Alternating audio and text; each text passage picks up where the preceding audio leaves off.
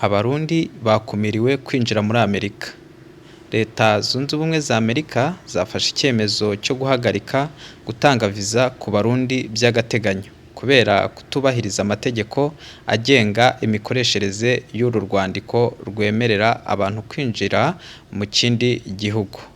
Ni ibyatangajwe na ambasade ya Leta zunze ubumwe za Amerika i Burundi kuri uyu wa mbere tariki ya 4 Kanama 2025. Iyi ambasade yavuze ko kwica amategeko agenga viza ya Amerika bigakorwa kenshi byatumye guha Abarundi viza bihagarikwa by'agateganyo. Iyi ambasade yavuze ko kwica amategeko agenga viza ya Amerika bigakorwa kenshi byatumye guha Abarundi viza bihagarikwa by'agateganyo. Iti kubaha amategeko agenga viza si iby'umuntu ku giti cye, ni inshingano y'igihugu cyose. Iyi ambasade itasobanuye icyo Abarundi bakoze kugira ngo bafatirwe icyo cyemezo kibakumira kwinjira muri Leta zunze ubumwe za Amerika, yavuze ko imyitwarire y'umuntu umwe ishobora gufungira igihugu cyose amarembo.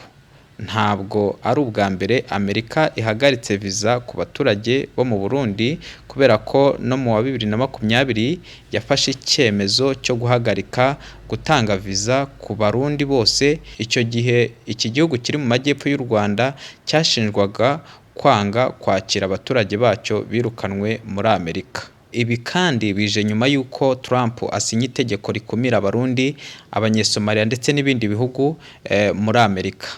Aho iri tangazo cyangwa se aho ku kinyamakuru cyagize kiti Perezida Donald Trump wa Leta zunze ubumwe za Amerika yashyize umukono ku itegeko rikumira abaturage bo mu bihugu birimo Uburundi kwinjira muri icyo gihugu kubera impamvu z'umutekano nk'uko byatangajwe n'ibiro by'umukuru w'igihugu White House. Muri iri tegeko hagaragaramo ibihugu 12 byakumiriwe ndetse n'ibindi byagabanyirijwe ku rugendo ingendo z'abashaka kwinjira muri Amerika.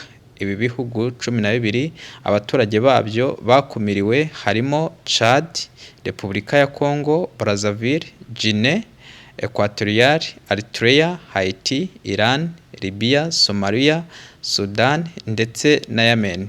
Iri tegeko rizatangira gushyirwa mu bikorwa kwa 9 Kamena 2025, rigabanya kandi ingendo z'abashaka kwinjira muri Amerika baturutse mu bihugu birimo Uburundi, Cuba, Lewo, Sierra Leone, Togo, Turkmenistan ndetse na Venezuela. Umuvugizi w'ibiro bya Perezida wa Amerika Abigail Jackson yavuze ko Perezida Trump arimo gushyira mu bikorwa ibyo yemereye Abanyamerika, birimo kubasezeranya ko azabarinda abanyabyaha binjira muri Amerika baturutse mu bindi bihugu. Trump avuga ko urutonde rw'ibihugu byafatiwe izi ngamba rushobora gusubirwamo mu gihe byaramuka byisubiyeho bigakosora ibitagenda neza. Nuko rero inkuru y'u Burundi imeze, ariko mu byumvikana mu gihe bakosora cyangwa se bakwisubiraho iki cyemezo cyaza gusubirwamo neza, Abarundi bakemererwa kujya muri Amerika. Rero twifuriza Abarundi gukosora ibitameze neza kugira ngo nabo bagere muri iki gihugu. Ciao ciao, ntiwibagirwe gukanda subscribe.